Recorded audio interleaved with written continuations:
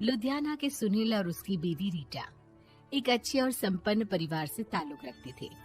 एक दिन रीटा की भाभी उसके घर आती है। रीटा, तुझे तो पता है तेरा भाई कुछ नहीं करता, ऊपर से 2 बच्चों की जिम्मेदारी, बेटी भी बड़ी हो गई है। तू तो बुआ है, कुछ मदद कर सकती है तो कर देना। कहाँ पैसे हैं भाभी, बस समझ लो किसी तरह हम लोग भी दिन काट रहे हैं। 2 ही तो कार है और मेरी बेटी भी बड़ी हो रही है। अब उसके लिए कार लेनी है तो 10 लाख का खर्चा तो लग ही जाएगा। तभी वहाँ सुनील आ जाता है। अरे शशि, क्या है, तू हमेशा पैसों के लिए परेशान क्यों रहती है? वैसे क्या जरूरत थी बेटी की शादी इतने बड़े घर में तय करने की? अरे पैसे नहीं थे तो ऐसे ही कर देती कहीं शादी। इतने बड़े होटल में क्यों कर रही है शादी? लेकिन यहाँ तो मामला शादी का है, डेट तय है। दरअसल तेरे भतीजे के पीएफ के पैसे आने हैं, पर उसमें देर हो रही है।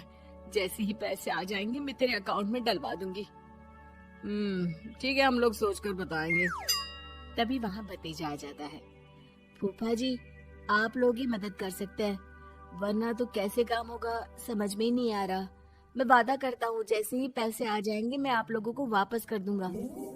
हाँ भाई, ठीक है। अब देख भाई, हमारे लड़के तो सारा दिन घर पर पड़े रहते हैं, ना कमाते हैं ना कुछ कमाने की इच्छा रखते हैं। लेकिन चल, ये ले, कितने पैसे चाहिए? जी 4 लाख रुपए। ठीक है, लेकिन पैसे ध्यान से वक्त पर वापस लौटा देना। सुनील मुसीबत के वक्त बीवी के भतीजे की मदद तो कर देता है, लेकिन उन लोगों के जाने के बाद देख ले रीटा, तेरे मायके वालों ने मांगा तो दे दिया, वरना इन लोगों का मुझे कोई भरोसा नहीं है। अरे क्यों भरोसा नहीं है? इससे पहले तो कभी इन लोगों ने आपसे मदद भी नहीं ली। हाँ, ली तो नहीं, लेकिन पैसे की किल्लत ही रहती है ना इन लोगों के पास। अरे ठीक है ना, नहीं लौटा पाए तो भतीजे के ससुराल से निकाल देंगे। सुना है बड़े घर में शादी हो रही है। सुनील और रीटा पैसे तो दे देते हैं, लेकिन अगले रोज ही। हाँ भाई साले साहब, क्या हाल है? ठीक हूँ जीजा जी। क्या बात है, सालों बाद आपका फोन, जरूर कोई बात होगी, बताइए ना। अरे वो तेरी बड़ी भाभी आई थी, बेटी की शादी कर रही है ना, तो पैसे लेने के लिए मैंने दे दिए 4 लाख। सोचा भाई किसी गरीब की बेटी की शादी हो रही है, पुण्य मिल जाएगा। अच्छा किया जीजा जी, उनका बेटा बहुत मेहनती है, जल्द ही लौटा भी देगा। वहीं रीटा भी फोन करके हर किसी को पैसे देने की बात करती है। रीटा की भाभी शशि के पास उसके भाई का फोन आता है। तूने सुनील से पैसा लिया है क्या? नहीं भाई, सिर्फ बात की है, बोल तो रहा है कि दे देगा।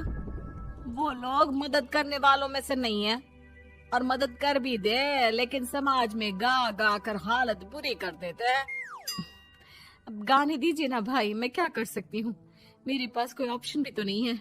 बेटी की अगले हफ्ते शादी जो है। शशि की बेटी की शादी हो जाती है, लेकिन शादी के 1 महीने बाद ही सुनील का फोन भतीजे के पास आता है। हाँ भाई, शादी तो हो गई हम लोगों की दुआ से। अब देख, ऐसा ही फायदा होता है पैसे वाले रिश्तेदार हो तो। तेरे वक्त पर हम कैसे खड़े हो गए थे, लेकिन अब पैसा लौटा दे भाई। जी, मैंने पीएफ के लिए अप्लाई कर दिया था, उसकी नोटिफिकेशंस मैं आपको भी भेज देता हूँ। मुझे लगता है 10 दिन में पैसे आ जाना चाहिए। जैसे ही पैसा आएगा मैं आपके अकाउंट में डाल दूंगा।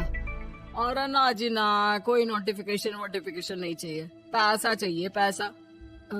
ठीक है अंकल, बस 10 दिन का समय दे दीजिए। अभी हफ्ता भी पूरा नहीं होता कि भतीजे के पास उसके गांव के दूर के चाचा का फोन आता है। अरे बेटा, क्या बात है, सुनील के कोई पैसे ले रखे हैं तो दे क्यों नहीं देता? हाँ चाचा जी, बात तो हुई थी, 10 दिन का वक्त मांगा है, उम्मीद है हो ही जाएगा। अरे फोन कर रहा है, रोज बता रहा था कि बेटी की शादी में मदद की थी।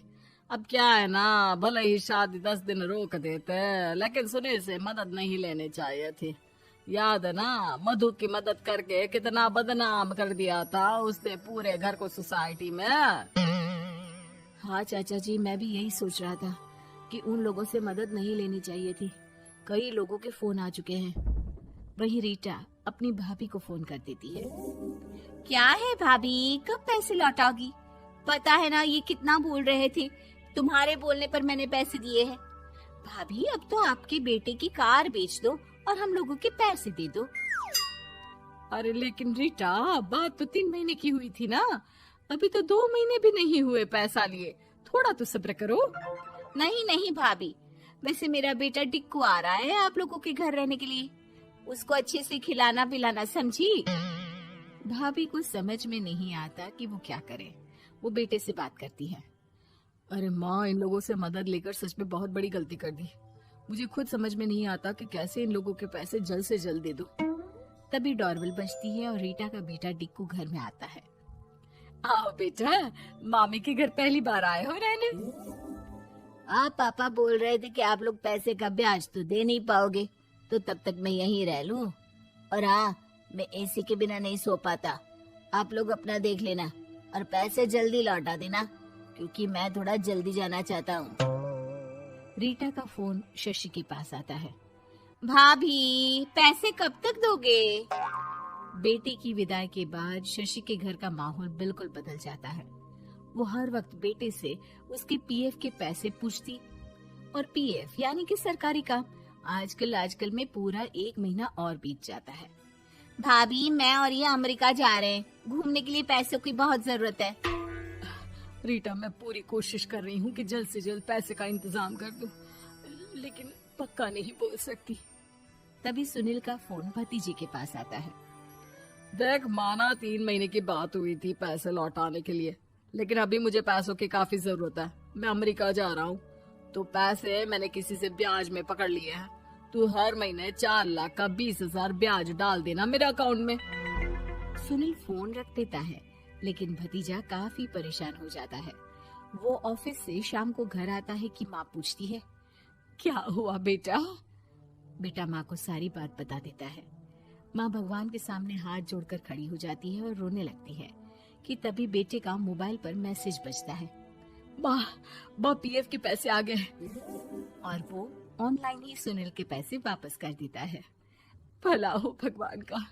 लेकिन आज एक बात तो समझ में आ गई, मदद हमेशा उन लोगों से लो जो मदद के बदले आपसे मदद में दी गई रकम ही वापस लें, ना कि समाज में आपकी इज्जत।